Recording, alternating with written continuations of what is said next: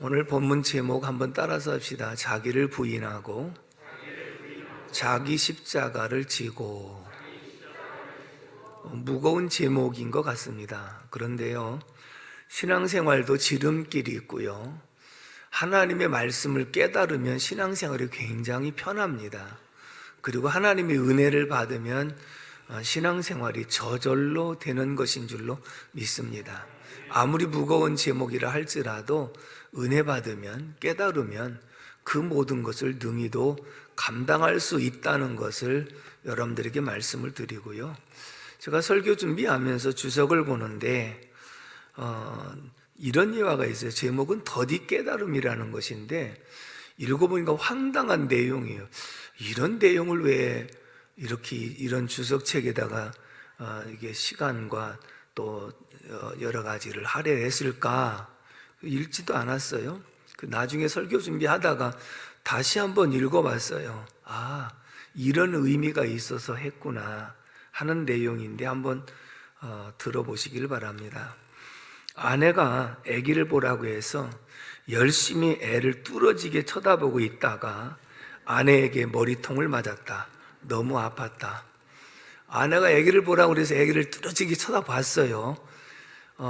지금 이제 여러분들이 이것을 들으면서 웃은 소리가 아니라 우리가 하나님 말씀을 깨닫지 못하면 자기 방식대로 이해하는 경우가 있거든요. 그러면서 그걸 정당화시키는 경우가 있어요. 그러면 신앙생활이 훈련만 받다가 끝나고 힘들고 어려운 부분이거든요.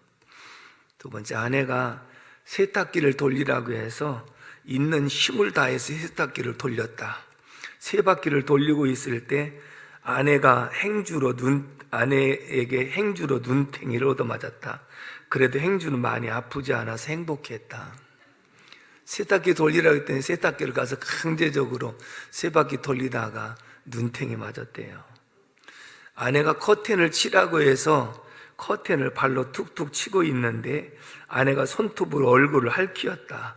왜 핥혔는지는 모르지만 아마 사랑의 표현인가 보다. 하라는 대로 했어요.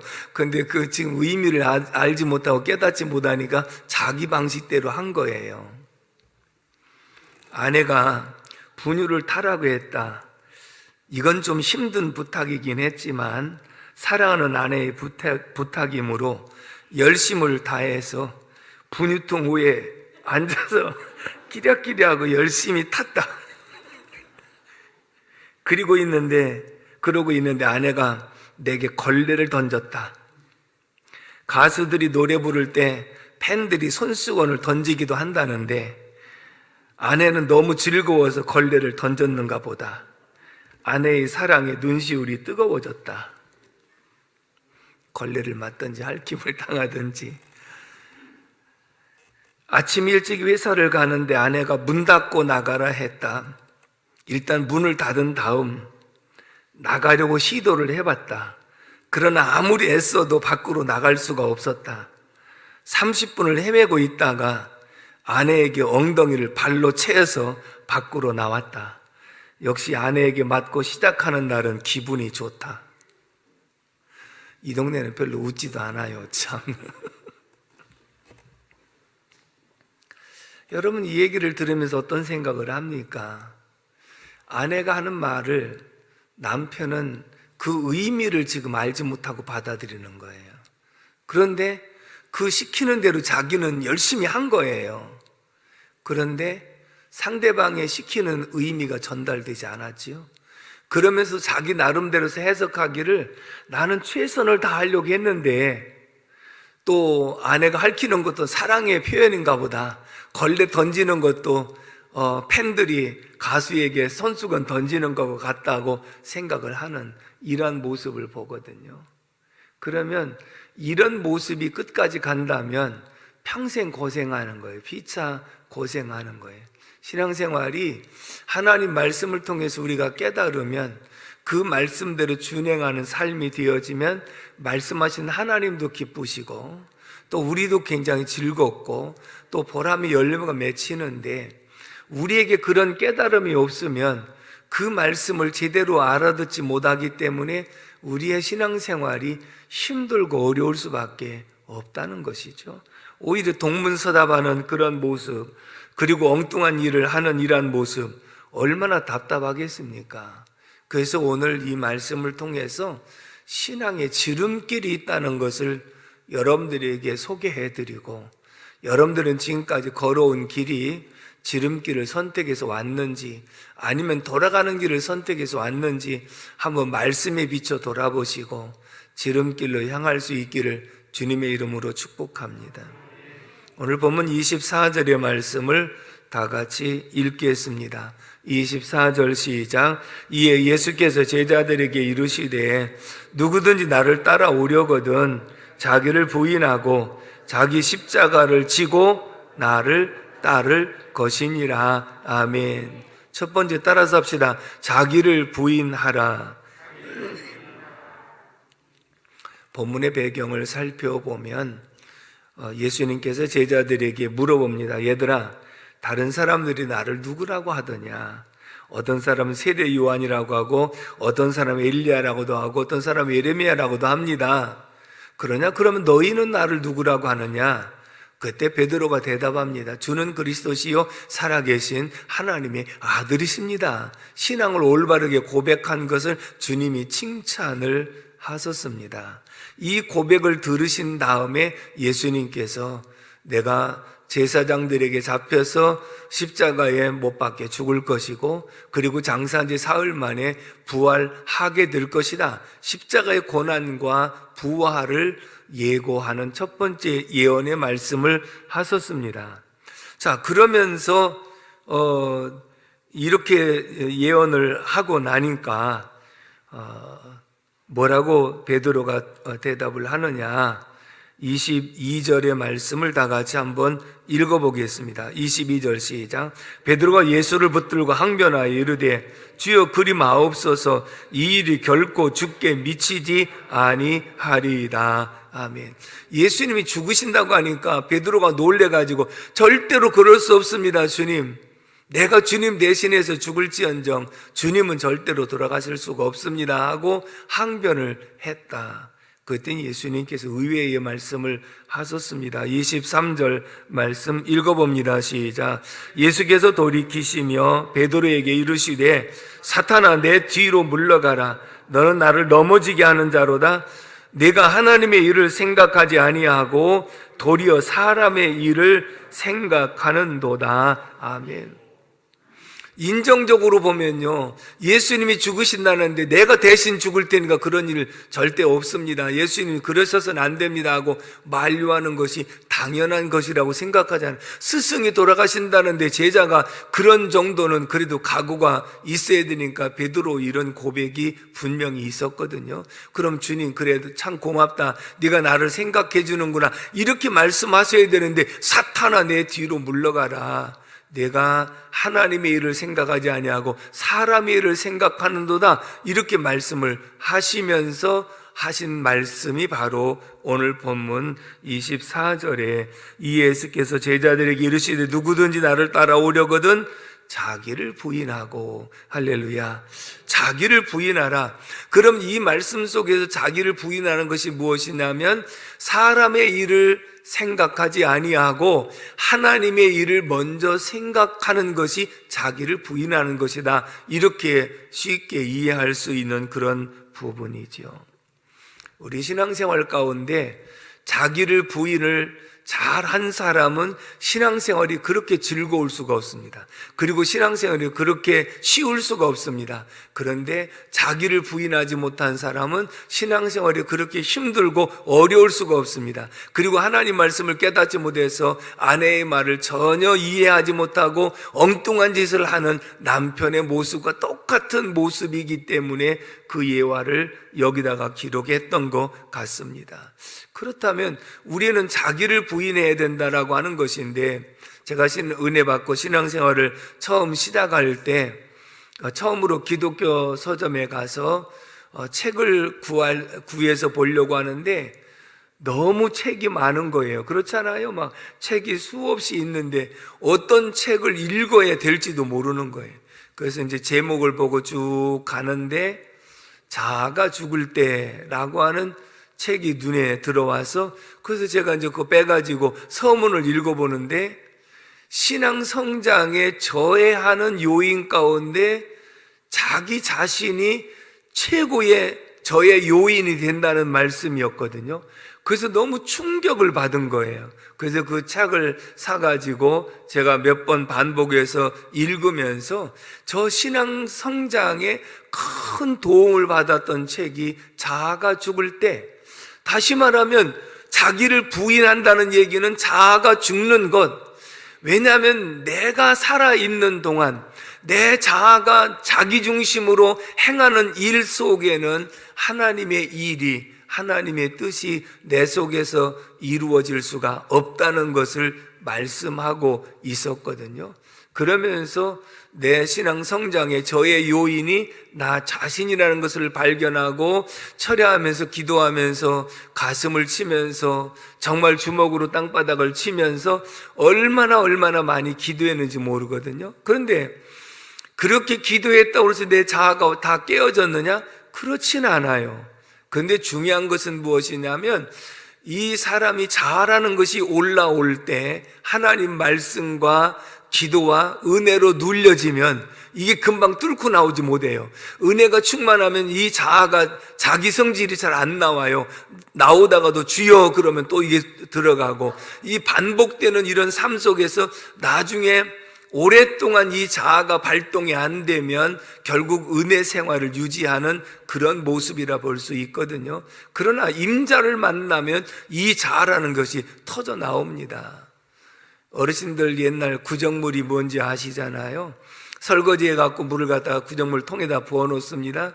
그러면 하룻밤 자고 일어나면요, 위에는 맑은 물이 떠 있습니다. 안 건드릴 때는 사람이 누구든지 성질을 부리는 사람 아무도 없어요. 혼자 있을 때는 성질을 부리는 사람 아무도 없어요. 맑은 물과 같습니다. 그런데 그걸 한번 휘어졌다고 한다면 속에서부터 각종 찌끄러기가 쫙 뒤집히는 모습을 보잖아요. 우리가 평소에 은혜 생활할 때는 내 성질이 전혀 나오지 않고 내 뜻이 안 나오고 모든 것이 하나님의 뜻이 나오는 맑은 물과 같은데, 이걸 한번 뒤집어 놓고 나면 나도 모르는 사이에 이 속에서 더러운 것이 쫙 올라오는 모습을 보면 아직도 내가 자아가 깨어지지 않았고 이 자아 때문에 자꾸 성질 부리고 그래서 내 믿음이 성장하지 않는다는 것을 비로소 발견하게 되는 것이거든요. 그렇기 때문에 우리는 신앙생활 속에서 중요한 것은 무엇이냐면 내 자아를 발견하고 내 자아를 깨뜨리는 것이다. 그래서 제가 나중에 이 휴게소에 가면은 두더지 그 때리는 거 있잖아요. 제가 그거 참 잘 때린다고 그랬잖아요. 한 번씩 보너스는 꼭 한 번은 더 받거든요. 왜냐하면 이 두더지가요, 한 군데서 모르는 게 여기서 올라오고 저기서 올라오고 저기서 올라오니까 이걸 딱딱 쳐야 되지 않습니까? 그래야지 점수가 나오는 것인데 어쩌면 나하고 똑같은가, 그 생각을 한 거예요. 그래서 처음에 두더지 올라오는 것을 내 자아를 깨뜨린다는 심정으로 치고 올라오면 때려. 그러면 그쳐야 되는데 이 자아가 끊임없이 올라오니까 오라 나는 공고한 사람이로다, 누가 사망의 몸에서 나를 건져내겠느냐. 바울 사도도 탄식하며 고백했던 그런 말씀을 보게 됩니다. 오늘 저와 여러분들이 자기를 부인하지 아니하면 항상 생각도 자기중심적인 생각이거든요. 왜냐하면 사람은 태어날 때부터 원죄를 가지고 있기 때문에 부패된 심성을 가지고 있습니다. 보십시오. 어린아이들은 부패된 심성이 없는 것 같습니까? 어린아이일수록이 자기중심이 강한 사람들이에요. 그 얘기는 뭐냐면 모든 것, 자기 손에 잡히면 내 것입니다. 엄마 것도 내 것, 형 것도 내 것, 땅바닥에 떨어진 것도 내 것, 친구 것도 내 것, 모든 것이 다 내 것, 내 입으로만 들어갑니다. 조금 성장하면 엄마 입에도 한번 넣어드리고 형 입에도 한 번씩 넣어주는 이런 모습이 이기적인 생각, 자기중심적인 생각에서 조금 벗어나서 사회성을 기를 때의 모습과 같다고 볼 수 있는 것이거든요. 근데 결국은 어린아이일수록이 자기중심이 강한 거예요. 이런 모습으로 우리가 성장을 했기 때문에 항상 먼저 생각이 내 생각입니다. 우선은 내가 우선이지, 먹구멍이 포도청이지, 우선은 내가 먹고 살아야 신앙이고 뭐고 있지, 그러면서 항상 자기를 제일 먼저 생각하는데, 하나님 말씀은 너희는 먼저 그의 나라와 그 의를 구하라. 그리하면 이 모든 것을 너에게 더하여 주시겠다. 할렐루야. 이렇게 약속을 했는데, 그래도 내 것이지, 그래도 내가 먼저지, 내가 없이 무슨 신앙이 필요한 것이냐 하면서 그래도 자기 중심으로 나가는 이러한 모습, 엉뚱하게 아전인수로 자기가 자기 스스로를 해석하며 살아가는 이런 모습은 자기를 부인하지 못한 모습인데, 이런 모습 속에는 신앙생활이 힘들고 어렵다고 느껴지고, 그리고 신앙생활이 아무런 재미도 없고 자기 마음대로 살아가는 것이 가장 즐겁고 신난다고 생각하는 이 사람에게는 아무리 아내가 남편에게 이것을 얘기해도 그 말대로, 그 의미대로 행하는 것이 아니라 자기 방식대로 행하고 있기 때문에 서로 관계가 항상 멀어지는 것, 자기 중심으로 살아가는 이 부패된 심성은 하나님과 원수가 돼요. 하나님과 관계가 멀어지기 때문에 신앙생활이 힘들고, 하나님과 관계가 가까워지면 가까워질수록 신앙생활은 저절로 되는 줄로 믿습니다. 우리 많이 불렀던 복음성 가입은 나의 등 뒤에서 성령의 바람이 밀어주시면, 태풍을 마주하고 가려고 하게 되면 너무 힘들고 어렵습니다. 그러나 뒤에서 바람이 밀어주면 안 가려고도 저절로 가지는 것처럼, 내 힘으로 신앙생활을 하려고 할 때는 힘들고 어렵지만 은혜를 받고 신앙생활하면 저절로 밀어주는 것이며, 뱃속 깊은 곳에서부터 생수의 강이 흘러 넘침으로 말미암아 즐거움으로 사역을 감당할 수 있기 때문에 자기를 부인하는 것이 신앙생활의 지름길이며 가장 중요한 것이고 기본적인 것임을 우리에게 말씀해 주고 있는 줄로 믿습니다. 베드로의 모습을 보면 예수님 절대로 그럴 수 없습니다. 근데 예수님께서 사탄아 내 뒤로 물러가라라고 말씀을 하셨잖아요. 그런데 그 뒤로 얼마 되지 않아서 예수님께서 겟세마네 동산에서 군인들에게 잡힙니다. 그리고 나서 베드로는 멀찌감치 따라가면서 예수님 그 법정에 섰을 때에 밖에서 불을 쪼이면서 그 사람들, 하인들과 여종들에게 너도 그들과 함께 있었던 사람이 아니냐? 아니다. 나는 절대로 그 사람 알지 못한다. 3번이나 부인을 했습니다. 그런데 부인한 이유가 무엇이냐면, 우선은 내가 살고 봐야지. 내가 지금도 잡히면 죽게 생겼는데 우선은 살고 봐야지. 자기 생각이 먼저 우선이고 하나님의 뜻은 뒷전이거든요. 그래서 이런 모습으로 부인을 하고 나니까 닭 울음소리가 들립니다. 그리고 예수님이 하신 말씀이 그때서 생각납니다. 밖에 나가서 심히 통곡하니라. 왜 그랬을까요? 나는 예수님 죽으시면 안 된다고 만류했던 사람이고, 예수님 대신이라도 내가 죽겠습니다라고 말을 했는데, 막상 내 모습을 돌아보니 아직도 내가 주인이었고 아직도 나밖에 알지 못하는 이기적인 사람이었습니다. 다시 말하면 베드로가 심히 통곡한 이유는 내 신앙이 이것밖에 안 되었나. 예수님 3년 반 동안 따라다녔는데 내 신앙이 이것밖에 안 되었는가. 그래서 더 시리에 빠진 것이고, 그리고 예수님 부활하신 이후에도 만났음에도 불구하고 나는 물고기 잡으러 가노라. 그때는 어부 출신들이 다 나도 간다 너도 간다 하면서 갈릴리 바다에 가서 고기를 잡으러 갔던 것도 내가 예수의 제자가 되기는 틀렸어.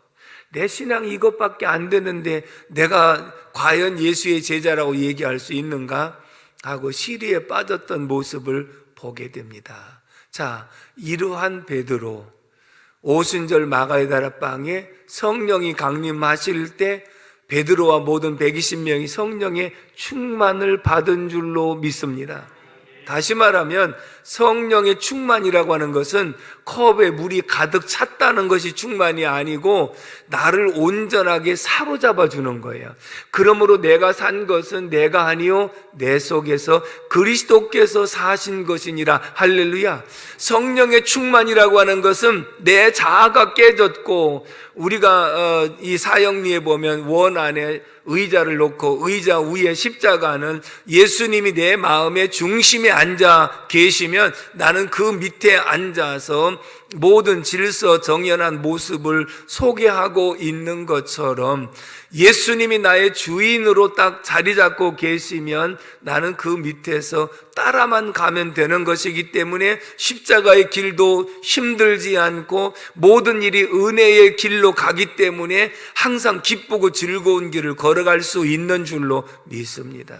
더군다나 환난이 오고 핍박과 박해가 와도 내가 하나님 말씀을 듣는 것이 옳으냐, 사람의 말을 듣는 것이 옳으냐, 너희가 오늘날 판단하라. 나는 하나님의 종이지 사람의 종이 아니다. 그러면서 담대하게 복음을 전할 수 있었던 것은 자기 힘으로 한 것이 아니라 자기 속에 함께 하시는 주님의 힘인 줄로 믿습니다. 누구든지 자기를 부인하는 사람은 예수님이 내 마음의 주인이 되사, 그래서 그 길을 올바르게 인도해 주시기 때문에 주님을 만나고 주님의 은혜를 받고 성령의 충만을 받으면 자기가 부인되어지고 자기 중심이 아니라 하나님의 중심으로 나아가기 때문에 그 신앙생활이 즐겁고 힘이 하나도 들지 않고 저절로 나갈 수 있는 길이 되는 줄로 믿습니다. 저도 주님을 만나기 전에는 똑같은 자기중심적인 사람이었지요. 근데 어느 날 제가 교회 가서 기도할 때 그런 생각이 들었어요. 이제 잠깐 동안 교회 오게 하신 거 감사합니다. 그리고 또 한 주간에 있었던 것 가운데 잘못된 거 회개하는 기도를 하지 않습니까? 근데 지난주에도 이 기도를 놓고 회개했는데 이번 주에도 와서 똑같은 것을 회개한단 말이에요. 그리고 다음 주에 보니까 지지난주도 똑같은 거, 지난주도 똑같은 거, 이번 주도 똑같은 죄를 갖고 회개하는 걸 보니까 벼룩도 낯짝이 있다고 내 스스로 양심의 가책이 더 느껴지는 거예요. 하나님, 지난주에 정말 바르게 살겠다고 했는데 그걸 또 못 지키고 또 넘어지고, 이걸 또 못 지키고 넘어지는 이 모습을 용서해달라고 기도하기 시작을 했습니다. 그리고 더 기도했더니 한 주간 똑같은 기도를 하지 않게 하시고, 또 기도했더니 두 주간 똑같은 회개를 하지 않게 하시고 점점 멀어지는 거예요. 그 얘기는 뭐냐면 자아가 올라올 때 기도하면 눌려지고, 자아가 올라올 때 말씀 보면 또 눌려지고, 그러면서 이것이 두 주간, 세 주간, 한 달 이렇게 가다 보니까 자연스럽게 내 중심으로 살던 삶이 눌려지면서 내 속에 그리스도께서 하시는 삶으로 바꿔지기 시작한 줄로 믿습니다. 그렇다면 오늘 이 자기를 부인하는 방법을 예수님께서 보여주셨는데, 누가복음 9장에 보면 변화산 사건이 나옵니다. 모세와 엘리야가 나타나서 예수님 예루살렘에 올라가서 별세하셔야 됩니다 라고 하는 말을 합니다. 예수님 누가복음 9장 51절에 예루살렘에 올라가기로 굳게 결심하시고, 굳게 결심했다는 얘기는 예루살렘에 올라가면 죽으러 가시는 거예요.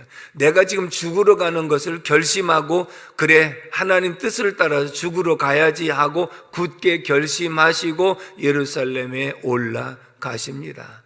그리고 난 다음에 겟세마네 동산에서 잡히시고 났을 때 예수님께서 기도하시면서 제자들에게 기도를 부탁을 하지 않으셨습니까? 그러면서 마가복음 14장 34절의 말씀을 다 같이 읽어봅니다. 시작. 말씀하시되 내 마음이 심히 고민하여 죽게 되었으니 너희는 여기 머물러 깨어 있으라 하시고. 아멘. 자, 굳게 결심하고 예루살렘에 올라가는데요, 막상 딱 잡히기 전날 바로 직전에 이런 기도, 얘들아 내가 심히 고민되어 죽게 되었다. 이게 인간의 모습이에요. 다시 말하면 십자가를 지는 것은 하나님의 뜻이에요. 근데 예수님은 십자가를 안 지고 갈 수 있는 방법이 있으면 이 잔을 내게서 옮겨 주시옵소서 그렇게 기도한 거. 왜? 십자가를 지려고 보니 첫째는 제자들과 모든 사람 앞에서 발가벗겨지는 것이고, 그 다음에 십자가의 고통이 보통 큰 것이 아니고 하나님에게 버림을 당해야 되는 이런 고통이기 때문에 이것을 감수한다는 것은 내 힘으로는 도저히 안 되는 거예요. 그래서 하나님의 뜻은 십자가를 지는 것이라 할지라도 내 뜻은 감당하기가 너무 힘들어서 하나님 이 잔을 내게서 옮길 수 있으면 옮겨 주시옵소서. 심히 고민되어 죽게 되었다. 그 기도를 하는데 땀방울이 변하여 핏방울을 될 때까지 그렇게 기도하신 줄로 믿습니다. 그렇게 간절하게 기도하신 줄로 믿습니다. 그런데 예수님의 기도는 따라서 합시다. 나의 원대로 마옵시고 아버지의 원대로 되게 하옵소서. 아멘이시죠? 그것이 뭐냐면 내 생각을 뒤로 하고 하나님의 생각을 먼저 하면서, 하나님, 내 생각은 십자가를 안 지는 것이지만 하나님의 생각이 십자가를 져야 된다는 것이라면 내 생각을 하나님 생각에 맞추기를 원합니다 하는 순종인 줄로 믿습니다. 그래서 결국은 예수님께서 하나님의 뜻을 따라 순종하고 십자가를 짐으로써 인류의 구원의 역사를 완성하신 줄로 믿습니다. 그렇다면 예수님은 어떻게 해서 자아를 죽이고 그리고 하나님의 뜻을 이루는 데 쓰임 받을 수 있었는가? 이 말씀입니다. 히브리서 5장 7절 말씀을 다 같이 읽어봅니다. 시작. 그는 육체에 계실 때에 자기를 죽음에서 능히 구원하실 이에게 심한 통곡과 눈물로 간구와 소원을 올렸고 그의 경건하심으로 말미암아 들으심을 얻었느니라. 아멘. 따라서 합시다. 심한 통곡과 눈물로. 아멘.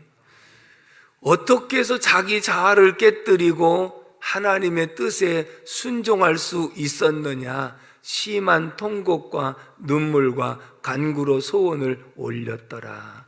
이 말을 쉽게 표현하면 결국은 기도를 앞세우면 내 자아를 깨치고 하나님의 뜻을 순종할 수 있고, 기도에 힘쓰면 하나님의 뜻을 따라 갈 수 있지만 기도 없는 신앙생활을 하면 하나님의 뜻과 멀어지는 삶이고, 기도하지 아니하면 결국은 자기 중심으로 살아가는 것이 우리의 모습이다. 그렇다면 신앙의 지름길은 무엇인가? 기도하며 감당하고 기도보다 앞서지 않고 항상 기도하고 하나님의 뜻을 구하고 나아가는 것이 신앙생활의 지름길임을 꼭 기억하시기를 바랍니다. 그래서 기도에 힘쓰라고 말씀했고, 기도하면 내 자아를 올라오는 것을 깨뜨리고 또 잠재우고, 그러면서 하나님 뜻을 따라가고 성령이 도와주시면 그 길이 즐거운 길이 되는 줄로 믿습니다. 두 번째 따라서 합시다. 자기 십자가를 지고. 자기를 부인하고 자기 십자가를 지라 그랬어요. 십자가 그럼 다 무거운 것이잖아요. 근데 이 십자가는 두 가지가 있어요. 하나는 하나님께서 주어진 십자가예요. 짊어지게 하신 십자가가 있고요. 또 하나는 자기가 짊어지는 십자가가 있어요. 그러면 주어진 십자가는 무엇이냐면 부모, 형제, 자식, 이런 관계 속에서 십자가는 주어진 십자가예요. 왜냐하면 내가 부모님을 아니라고 부정할 수도 없는 것이고 내 자식을 아니라고 말할 수 없는 것이기 때문에 가족관계 구성은 하나님이 만나게 하신 만남이고, 이미 그런데 중요한 것은 이런 가족 구성원들 가운데에서 아무런 일이 없이 평안하면 얼마나 좋겠어요. 그런데 원치 아니하게 자녀 가운데 장애를 입었다든지, 부모님이 오랫동안 편찮으시다든지, 또 남편이 주벽이 심하다든지, 이런 모습이 있으면 그것이 내게 주어진 십자가거든요. 주어진 십자가. 그리고 내가 짊어진 십자가는 무엇이냐면 내가 자원해서 이 일을 감당하려고 하는 그런 마음으로 십자가를 지고 가는 게 있어요. 내가 우리 가정을 위해서 희생해야지, 내가 누구를 위해서 희생해야지, 자기가 짊어지는 십자가도 있다는 것이거든요. 공통점은 힘들고 어렵다는 것인데, 그렇다면 다윗에게는 어떤 주어진 십자가가 있었느냐면 사울 왕의 십자가가 다윗에게 무거운 십자가였어요. 내가 짊어지고 싶은 십자가가 아니었어요. 그리고 아들 압살롬이 아버지를 반역해가지고 아버지를 내어 쫓았잖아요. 아들도 십자가였어요. 그런데 우리에게 주어진 십자가라도 아름답게 승화를 시켜야 되는데, 승화시키는 비결이 무엇이냐면 사울이 다윗에게는 큰 십자가였는데 다윗 스스로 그 십자가를 내려놓거나 십자가를 깨버리려고 하지 않았던 것은 하나님이 기름 부어 세운 종을 자기가 해하지 않겠다고 그래서 자기 스스로 2번이나 죽일 수 있는 기회가 있어도 해하지 않았습니다. 그랬더니 하나님께서 자연스럽게 전쟁에서 패배하면서 그를 폐위를 시키고 그리고 다윗을 왕의 자리로 앉혀주신 줄로 믿습니다. 자기에게 주어진 십자가를 끝까지 감당하려고 애를 썼더니 하나님이 그 십자가를 내려주시고 그리고 다윗을 왕으로 세워주신 줄로 믿습니다. 근데 다윗은 한 수 더 떠가지고요, 원수까지 사랑하라고 그랬는데 사울이 죽었을 때 가장 슬피 울었던 사람이 다윗이고, 그 다음에 사울의 손자 무비보셋을 찾아가지고 데려다가 겸상을 하면서 대우를 해줬던 그러한 모습을 보면 다윗은 자기에게 주어진 십자가를 가장 아름답게 승화시킨 인물이었다. 오늘 우리는 내게 주어진 십자가를 내려놓고 싶은 마음이고 안지고 싶은 그런 마음을 가질 때가 있습니다마는 이 십자가 뒤에는 반드시 부활의 영광이 있는 줄로 믿습니다. 고난 뒤에는 반드시 축복이 따라오는 줄로 믿습니다. 바울 사도에게는 육체의 가시가 있었습니다. 그렇지만 그것이 나를 자고하지 않게 만들었다고 하면서 기도를 앞세우는 삶 속에 하나님의 귀하게 쓰임받는 사도가 되어진 줄로 믿습니다. 사랑하는 성도 여러분, 여러분들에게는 어떤 십자가가 있으신지요? 어떤 사람이 힘들다고 내려놓고 싶은 유혹을 받을 때도 있습니다마는, 전에 우리 동네에 계셨던 권사님, 남편을 11년 동안 병수발을 하고 중풍으로 쓰러져 꼼짝 못 하시는 남편을 11년을 수발을 하면서 중간에 병도 나시고 그랬습니다. 근데 최선을 다하시고 그리고 돌아가신 다음에 하는 말씀이 무엇이냐면, 그렇게 몸져 누워있던 남편이 있을 때가 그래도 좋았습니다. 그런 얘기를 했어요. 그러니까 병들어 누워 계실 때는 정말 힘들고 어려워서 빨리 돌아가셨으면 좋겠다고 생각할 텐데도 그것이 내게 주어진 십자가라면 기꺼이 감당하면서 결국은 계실 때가 그래도 좋았다, 이런 말씀을 하셨거든요. 오늘 저와 여러분들에게 가족들 가운데 물질의 문제나 이런 속에서 내게 주어진 십자가 같이 힘들고 어렵다고 느껴지는 부분이 있습니까? 그래도 감당할 수 있도록 기도하십시오. 하나님, 저는 이 십자가를 끝까지 지고 가려고 합니다. 이 십자가를 감당할 수 있는 힘 주십시오. 감당할 수 있는 능력 주시옵소서. 감당할 수 있는 은혜를 주시옵소서. 이렇게 기도하고 나가면 그 짐이 훨씬 더 가벼워지는 줄로 믿습니다. 주님이 대신 짊어주시기 때문에 능히도 이길 수가 있는 줄로 믿습니다. 그러므로 오늘 이 말씀이 한마디로 요약하면 이겁니다. 요한복음 12장 24절의 말씀을 다 같이 읽습니다. 시작. 진실로 너희에게로 노니 한 알의 밀이 땅에 떨어져 죽지 아니하면 한 알 그대로 있고 죽으면 많은 열매를 맺느니라. 아멘. 한 알의 밀이 땅에 떨어져 죽지 않으면 한 알 그대로밖에 없습니다.